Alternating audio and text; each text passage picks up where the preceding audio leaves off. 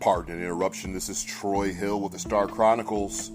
If you haven't heard about Anchor, it's the easiest way to make a podcast. Let me explain. First of all, it's free. There's creation tools that allow you to record and edit your podcast right from your phone or computer. Anchor will distribute your podcast for you, so it can be heard on Spotify, Apple Podcasts, and many, many more. You can also make money from your podcast with no minimum listenership. It's everything you need to make a podcast in one place. So if you're interested in making your own podcast, download the free Anchor app or go to anchor.fm to get started.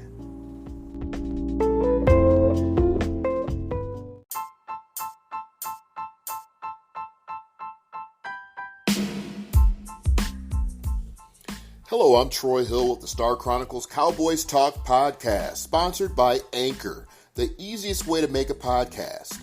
Anchor gives you everything you need in one place, free, which you can use right from your phone or computer with creation tools that allow you to record and edit to get your show sounding glorious. They'll even distribute your podcast for you so it can be heard everywhere like Spotify, Apple Podcasts, Google Podcasts, and many more. You can easily make money from your podcast with no minimum listenership. So what you need to do is download the Anchor app or go to Anchor FM to get started. Did I mention it was free?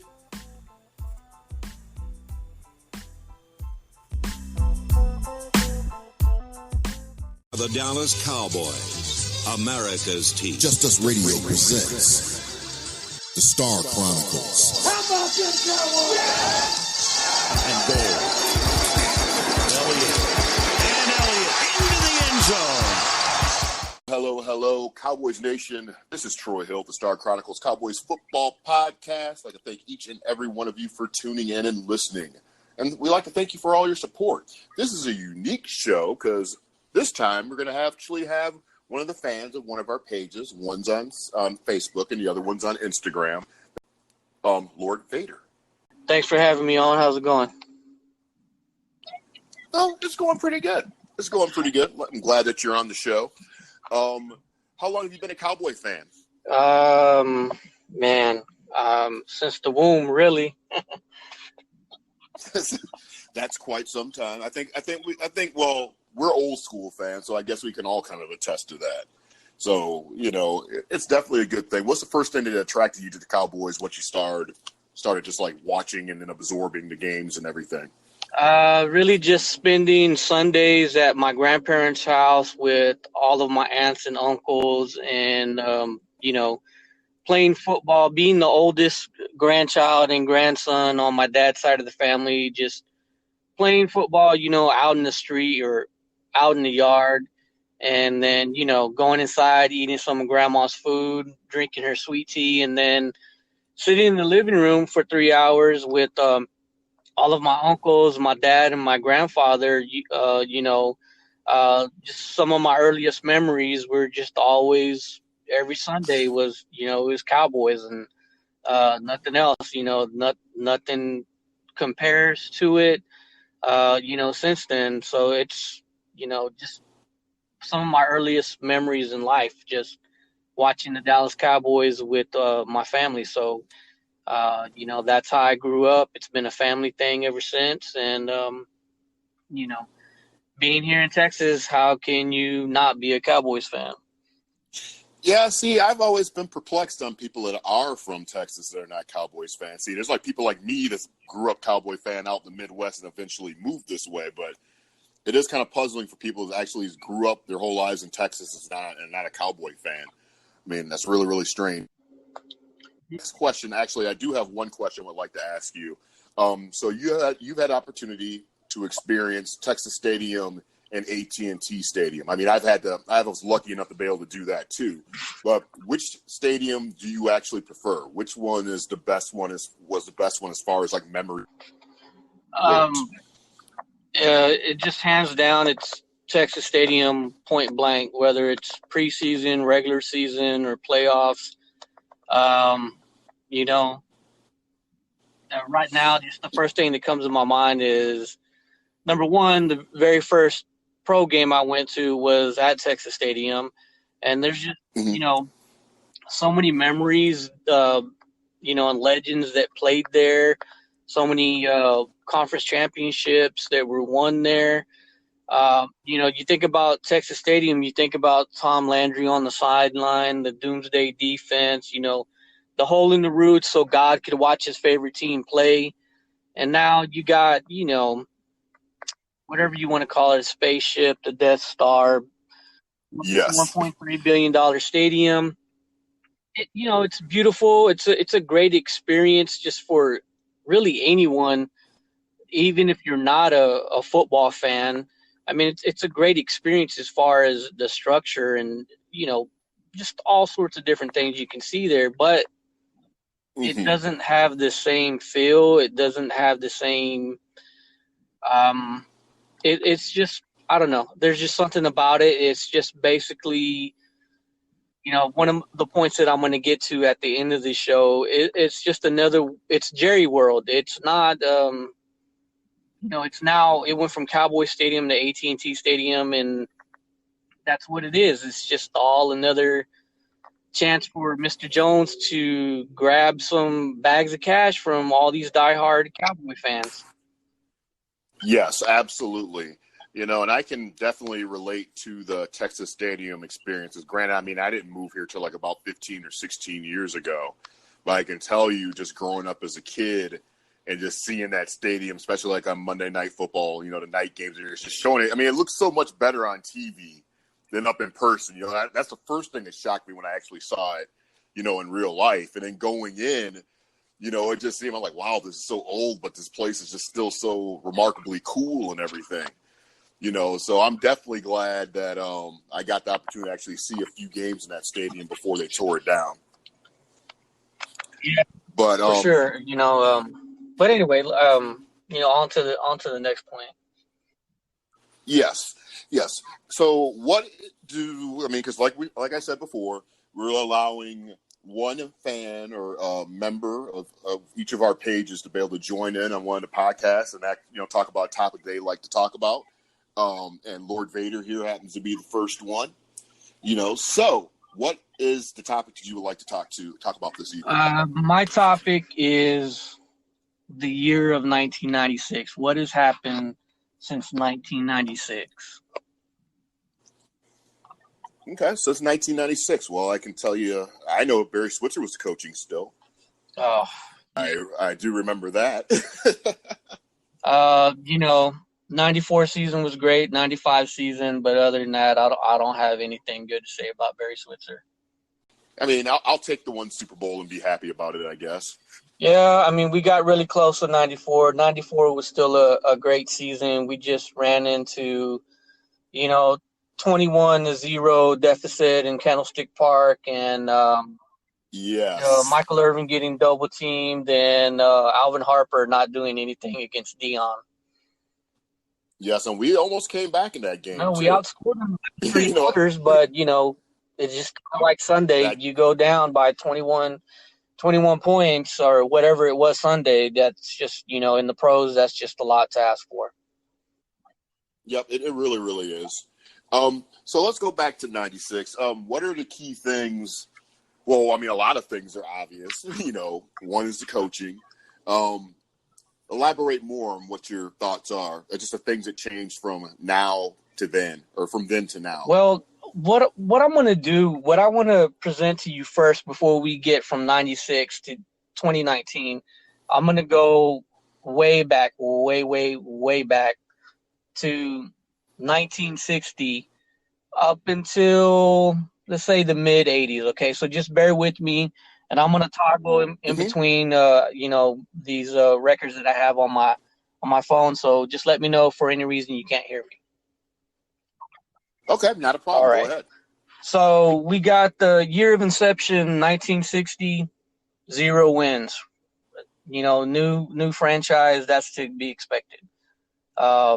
61, you got 4 wins, 62, 5 wins, 63, 4 wins, 5 wins in 64, 7 wins in 65, and then in 66, you have 10 wins. The end of the season was they lost the conference championship. You go to 67, same thing. They got 9 wins, but they lost in the conference championship. 68 lost in the division, and they had 12 wins in 68. 69 they had 11 wins, lost in the division. And they lost the Super Bowl. 71, they won 11 games and won the Super Bowl. The next 2 seasons in 72 and 73, they won 10 games and lost the conference both seasons. But there's a pattern you notice, right? Yes. Okay. That they're winning games and they're being successful and they're being competitive enough to at least get to that level where they can win a championship. So, those last few seasons, it's either conference championship or they're in the Super Bowl, winning the Super Bowl, whatever it may be. Yes. Mm-hmm. So then we go from 75 to 83. So without naming the number of wins, they lost the Super Bowl, lost the division, won the Super Bowl, lost the Super Bowl, lost the division, lost the conference, lost the conference, lost the conference, lost the wild card in 83. They didn't make the playoffs in 84. They lost the division in 85. And then from 86 to 1990, they missed the playoffs. They missed the playoffs those 5 seasons. That includes Jimmy Johnson's first season, 89, 1-15, and then Tom Landry's last season in 88, 3-13. But you know what? Through all this, I'm still watching all 16 games as a kid and just, having confidence and sticking by my team. And, that's really the worst of the worst. From the inception of the franchise to the time Jerry Jones makes the purchase of the Dallas Cowboys and Texas Stadium. I mean, that's really, other than the 0-11 season in 1960, that's the worst of the worst. But either way, it set us up for the following. So in 91, we won 11 games, lost the division. Then in 92, won the Super Bowl, won 13 games, won 12 games in 93, won the Super Bowl. 94, won 12 games, lost the conference championship. 95, won 12 games, won the Super Bowl. And then after that, that's where we're at now, to 96. 96, we made the playoffs, but we ran into Carolina, and I remember them knocking out Michael Irvin and Deion Sanders being literally carried off by 2 coaches. So that's when it all starts, that year, 96. Since then, we've had a lot of coaching changes. We have quarterbacks changes and just all types of things that, contribute to where we're at now. Well, exactly. I remember for a period, the fan base, I know, we either wanted that coach who was like the players' coach, and then, we also, and that didn't work, we wanted a disciplinarian. So it kept on flip-flopping like every 2 or 3 seasons between 2 different styles of coaching or personality, or however you want to put it. But yeah, there's definitely was a lot of changes during that stretch. For sure. Finally got rid of Barry Switzer. Next year we got Chan Gailey. I mean, that was kind of a fresh, mindset. He was, up and coming offensive coordinator at that point.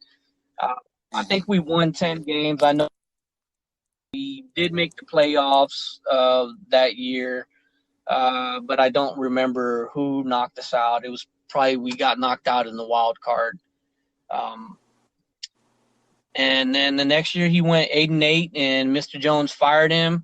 We lost Michael Irvin due to that injury in Philadelphia. Where the fans cheered. Yeah, where the lousy fans cheered. Yes. So then no one wants the job really at that point, because I guess word is getting around how Mr. Jones is the coach and the GM and the owner and whatever else, the scout for the cheerleaders, whatever else he is. So we promote Dave Campbell. Mm-hmm. And, in my lifetime, that's the second worst disaster, the 3 consecutive 5-11 seasons. Yes. We at least at this point still have Emmett, but, he's towards the end of his career. And, really at that point, there's not really much to build on. And then in 2004, or is it 2003? I'm sorry. In 2003 is a big shocker. And Bill Parcells, who, I will always remember as the head coach of the New York Giants, becomes the head coach of the Dallas Cowboys. And what does he do? Takes us to the playoffs. We win the division. The next season, I don't know what happens. I guess that's maybe when Testaverde came in and we had a losing season. Mm-hmm. So Bledsoe is the quarterback at that point, and he was a pretty good quarterback in New England. He led them to a Super Bowl, and then of course he got injured. And then Tom Brady comes off the bench and does the Thanos snap on him in New England, and you never hear about him again in New England. And then he comes over when Parcells is the head coach, and he gets off to an okay start. I believe he played all of the 2005 season, and then in 2006, he's replaced with Romo. And Romo, Yes.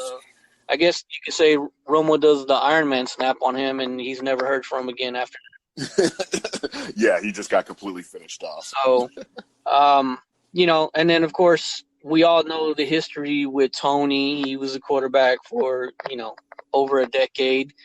But, in 2006, we have that disaster in Seattle, of all places, where the snap was bobbled, and I think they ran it all the way back. I can't remember, but I know that's basically what cost the game. And, so that's really how Romo's career starts. Obviously, everybody has their opinions on Romo. He owns all the records. Only one playoff win, no Super Bowl appearances, no conference championships or anything like that. It really sucks just because at the end of his career, I felt like he really had it together, and he kind of became, almost like a master of the game. Mm-hmm. But, yes. Yeah, in 2015, collarbone or clavicle, whatever it was, is broken, not once but twice that season. And then obviously, that comes in 2016, and he's been a quarterback since. Yes. But, the key underlining thing, go ahead. I'll share what my underlining thing is going from 96 until now. Because, to me, there's one thing that's, paramount that makes a lot of this, it might make it, I don't know if it'll make it easier to accept, but it might help a little bit anyways. All right. So. But just overall, other than Romo and Dak, there hasn't been any consistent quarterback play. Obviously, if you look at New England, they have number 12 there. That black and yellow team that I won't name, and that quarterback that wears number 7, look how long he's been there. His supporting cast has changed over the years. Same thing with Brady. So you look at those two teams, just really consistency, and the coaches have remained the same for both of those franchises and the quarterbacks during their runs. We haven't had that. We haven't had a consistent head coach, and we haven't had consistency at quarterback. Now, I mentioned Romo, but there was 3 head coaches in his time frame? Well, let's see. We got Parcells. We got Phillips. Yeah, Phillips and Pillsbury Doughboy. And Garrett now. So, there's a lot of changes in offensive philosophy and everything also. I mean, I just think this team had a hard time trying to identify who they were and what they wanted to be, going from after 1996. And then not to forget, you can almost argue that wage rate and the way that we do business when free agency changed and all the salary cap and all that type of stuff, I think that really crippled this franchise. And I don't think people really knew how to fix anything from that point because we were extending old talent, loading up the back end of their contract, and all this money trying to get somebody else. And that really hurt us as the years went on. No, I mean, definitely for sure. I mean, that's one thing I do that does make me happy about the franchise. I don't like Jason. I just want the whole coaching staff kind of just blown up at this point. But I do like how they manage their money and they pay attention to the salary cap and they think about like 2-3 seasons ahead versus like right now at that minute. Because of me personally, I'd rather, if I had the choice between winning one Super Bowl now and being competitive over the next 10 years, I'd take the 10 years. Easily. Over and over again. Yeah, I'm kind of, I don't know. I agree. And a part of me wants, I made the comment to you a while back. There's a whole generation of people that were babies when the Cowboys last won the Super Bowl or weren't even born yet. And they don't know what it feels like to have a team win a championship. Yeah, because now it's kind of like a legend now when you try and tell like a young kid about what the Cowboys were doing. It is really, really strange when you think about it. But I mean, what do you think? I mean, excluding like free agency. What do you think the number one problems have been since 1996? I mean, is it Jerry the GM? Or, I mean, what other things do you think it is? It's Jerry, the GM, Jerry, the owner, Jerry that doesn't want to get out of the way, hire a football dude and let the football dude do football things. Yeah. Yeah, I mean, I agree. But still, I mean, it's hard to tell somebody that, with that kind of money, and I'm sure he got a high level of pride, because he should still hang on his cap. Well, I got 3. I mean, I got 2 Super Bowls the first time. In his mind, he thinks that was him. He's like, well, I'm the one that got Jimmy Johnson here. So I must be a football guy. No, he was just a money guy. He's a business guy. That's just all it is. You ever seen a guy who goes out and buys, the most expensive sports car and all he does to it is just make it look real shiny and pretty. And then you got another guy, who, isn't a millionaire like Jerry Jones, but he's a hard worker. But he knows how to tune cars. He knows how to make them, perform better. And both these guys meet up at a stoplight. And Jerry Jones is in there in his, $500,000 sports car or whatever, and this other guy is driving, a $50,000 sports car, but he souped it up. And Jones rolls the window down and he does his famous, on green, I'm gonna take you. and on green it goes, and the guy in the $50,000 car smokes him because you know why? He knows how to tune that machine. He knows how to drive it. He knows what it's about. Mm-hmm. That's Jerry Jones. Jerry Jones just throws money at things and doesn't really build something up. He doesn't build something up for it to perform. Mm-hmm. So, I mean, what do you suggest? I mean, because we've asked this question before. I think we all agree the first thing we would do if we were given like a role as like a GM, we would all get rid of Jason Garrett. But that doesn't fix things. Because we got like a lot of people, a lot of fans of the show. They'll say, well, yeah, let's get Romo into coaching, which that's not happening. Jason Witten, even though he has 0 coaching experience. Well, we got our coach right there. We got Richard on the sideline. Until the defense improves, Richard's just a yeller to me. Yeah, I mean, I think we just need to blow up that whole section of the organization and just start new. I think we got the talent and the players right now. No, we definitely have the talent, but it also goes back to building up that talent, molding it, coaching it the right way, technique, not only just technique, but living that lifestyle of, hey, this is what we do. We're beast. I have one job to do and one job only, and that's all I'm going to do. That's all I'm going to do. Growing up in Austin, every summer I would go to St. Edwards, and it's 105 degrees, and Jimmy is yelling at everybody.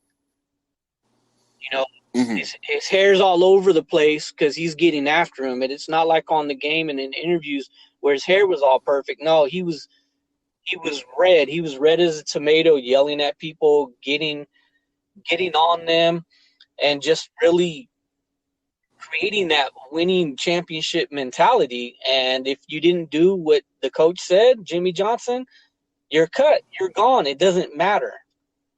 Exactly. The only exception to that was if your name was Aikman, Smith, or Irving. Have you had an opportunity to see a Cowboys practice here at the Star? No. I can tell you that you're not missing anything. I mean, basically what I've seen when I've been to probably about 10 practices, and to me it's literally, I'll speak for the event where people are, when fans are allowed to come in and watch and practice for that week or whatever. It's literally the equivalent of Rocky training in Rocky 3 before he fights Clubber Lang the first time. Me and Ron, we sat there and watched it practice. We were looking at each other, like, something's just not right about this. Nothing just looked right. It looked like it was no effort. Of course, you got the fans that's sitting there cheering like, oh, hey, Dez caught the ball. But you could also see that Dez wasn't running a route the right way. You could see all these other little things that were going on. So it seemed like it was more of a big show and presentation than anything. Which brings me back to my point. I talk about these training camps in 100-degree weather in July and August here in Austin. And after 2 days were over, number 88 was out there catching passes. This guy was working so hard in the heat and in the humidity, catching passes, that I remember people telling me stories of him throwing up on himself because he wanted to be perfect.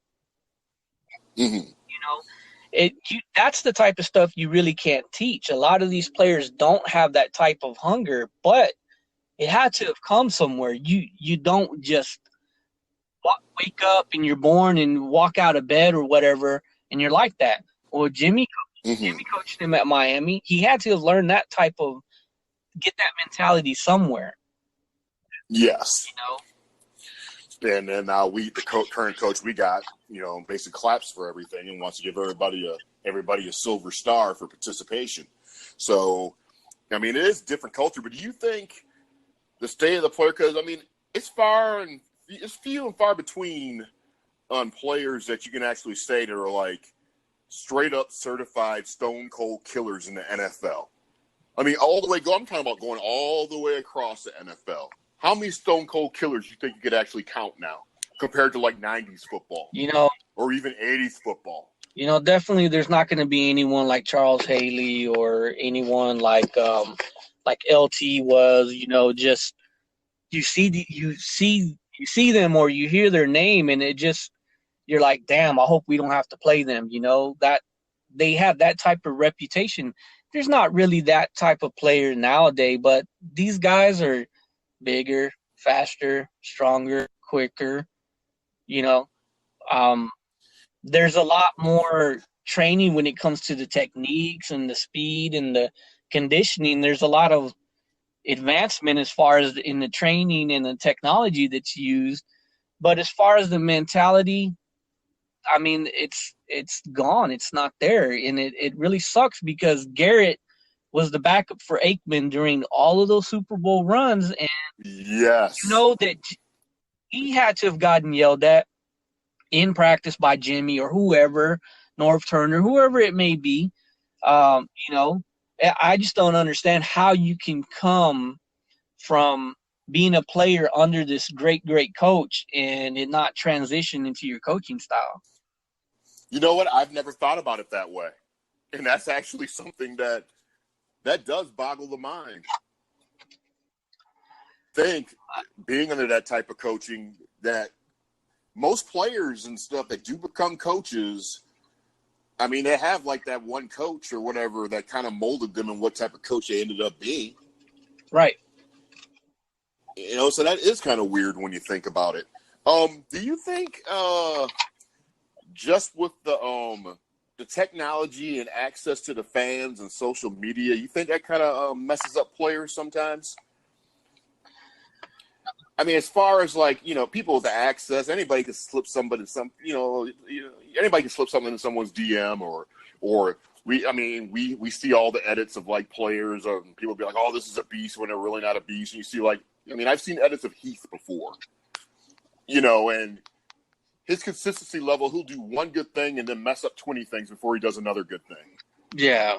And then he'll get that edit of him and he'll say he's a beast. Yeah. It's just dumb. It's just a crazy mentality. I think, you know, social media does play into a lot of things.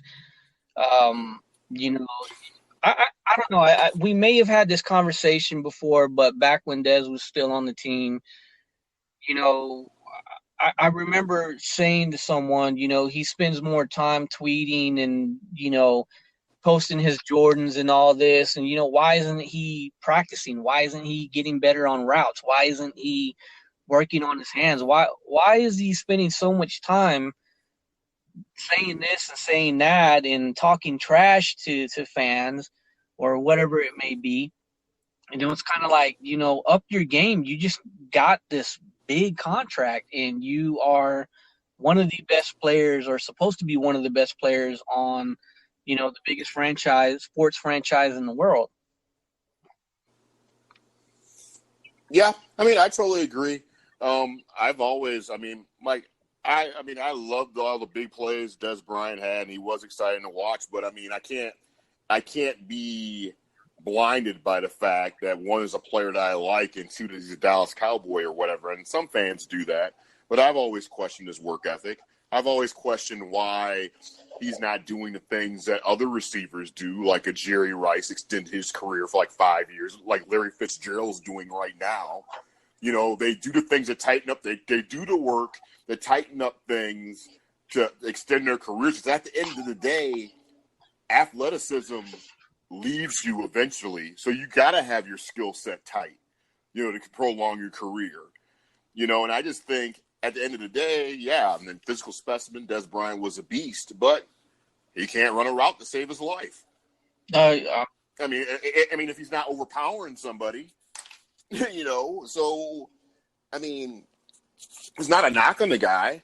I just wish he would have did his career a little bit differently. Oh, I mean, when he had his game on, I mean, he was great, but you're right about the route running and the work ethic and all this other stuff. And just food for thought. I mean, you know, the Tony to Dak comparison, but I just felt like Dak and him never had that type of chemistry, or was Tony, you know, that great of knowing, hey, this is where I place the ball for this type of player.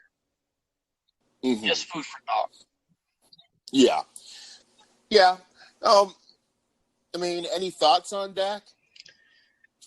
You know, I'm sticking by him. The guy's a winner. I mean, he doesn't talk bad about his teammates. He doesn't talk bad about the opponents. You can tell he puts the work in. I really don't know why people are hating on him. You know, everybody throws interceptions. The defense job is to watch film or to anticipate. And when you're throwing that many times, you're going to get picked off. Exactly. And it was way more to that Cowboys loss than just 3 interceptions by Dak. Yeah. I mean, but I think it's just easy because I don't understand really why people do hate him, but it is kind of frustrating because I feel like there is some people in the fan base, like I said on our last show, they're just literally just like sitting in the corner with their arms folded to wait for Dak to make a mistake, and then all of a sudden they're back up on the internet talking about, "See, I told you so." I mean, it's just ridiculous. It's I don't. Other than him winning a few more playoff games, winning the championship, I don't know what the guy, he doesn't, what does he have left to prove? He's a winner. He set the record for 13 wins as a rookie. It doesn't matter if you're Peyton Manning or whoever, that's hard to do. It's hard to do. And it's also hard to lead the NFL with most pass attempts before having your first interception as a rookie. And I don't care if you're dinking and dunking down the field or not. That's hard. Yeah. Yeah. I mean, especially when you're passing Tom Brady on that list. Exactly. That's saying something right there. Yeah. I mean, he's the quarterback of the team. He's a winner. I support him. I don't, for me, the last game, Cooper not catching that and it leading to the interception, playing volleyball. That kind of really set the tone for the game, though, even though there were so many other things, all the missed field goals. The rush the pass rush not getting to Aaron Rodgers, and I'm tired of watching this over and over and over. 2-3 guys right there where he's at, and all he does is this little sidestep. Yep. And it is all smooth, like it ain't no big deal in the world. He's not no panic, nothing. Like a damn matador is really what it is. Yeah. I hate it, but I hate him. I hate his team. I hate his commercials. His mustache, all that stuff. But he owns us, point blank. He owns us. Yeah. Yeah, I mean, and Lord knows, I mean, how much I despise the Green Bay Packers. I mean, they're pretty high on my list of things I just despise, but I mean, I don't know. I mean, I don't understand. I mean, I will never truly understand if Dak complains. So if they complain about Dak like he's like Gary Hogaboom or Quincy Carter or something like that. Is it like bizarre? Yeah. I mean, this guy just threw, 3 interceptions, but yeah, he threw it for over 450 yards. I don't know, man. It's just bandwagon fans and stuff. It sucks because, we haven't won anything since 96. We're America's team. We're the biggest sports franchise, most valuable sports franchise, but we have bandwagon fans and we have so many closet fans that, want to act like they're haters, but they're really closet fans because they pay attention more to the Cowboys and talk about the Cowboys more than their own team. Mm-hmm.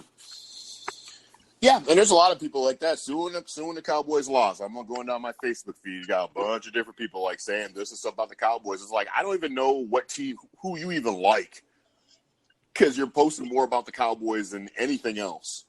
But an interesting thing about the whole Dak stat, where most completions before throwing his first interception. How many completions did Tony Romo complete before his first interception? Man, I think his first throw was an interception. That is correct. He didn't even complete a pass. Monday Night Football. Yep. So, I mean, it is what it is.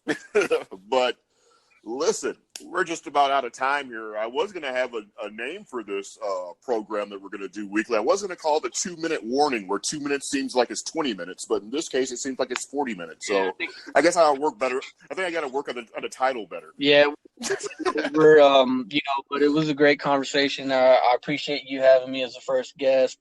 I kind of just wanted to paint a picture of what all these other teams have done since '96 that we haven't done. Seattle went to the Super Bowl twice, and we haven't even gone. I mean, come on. When we were growing up, Seattle sucked. Yeah. Yep. Only player I know they had was Steve Largent. That's it. Yeah. Same thing with New England. New England went to the Super Bowl in 95 or 85, got steamrolled. Yeah. Didn't do anything. By the Bears. Yep. it's just, it's crazy. Even Arizona has been to a Super Bowl. I'm like, get out of here. Yeah. Yeah, it is bizarre how this league or how this organization works. I just think sometimes we just need to. I do think the organization, because they tout. Everywhere you go around this town, when you go to the Star, you go to the stadium, they tout history. Maybe we need to forget about history for a while, because we can't keep on hanging our hat on history all the damn time. No, not at all. But as a longtime fan, you've witnessed and you've heard the stories of championship teams, in the 70s, and then seeing it firsthand in the 90s, and knowing, what it takes to have a championship team, and not seeing any of that. It's just frustrating for me to. No, I understand. It is frustrating. It is a frustrating thing. But once again, I'd like to thank you for taking the time to be on the show for the first interview. Go ahead and check us out at the I said Star Wars. Oh, geez. When we talk about Death Star earlier, Star Wars is on my mind. That later too. Yeah, we're going to do a show on the what's the name of the Rise of Skywalker. Yeah, we're going to talk about that. But yeah, go ahead and give us a visit at the Star Chronicles Cowboys Football Talk page over on Facebook, or you can follow us at the Star _ Chronicles. But on behalf of myself and Lord Vader, we'll see you again next week with another broadcast of the Star Chronicles, episode 11, I believe it is. God, we're knocking this out like hotcakes. But anyway, would you like to say goodbye to the people? I sure would. And I also want to say it's 8:50 p.m. and OU still sucks. I got a feeling it's probably going to be like that a minute from now, too. Got a feeling. It's always. But thanks.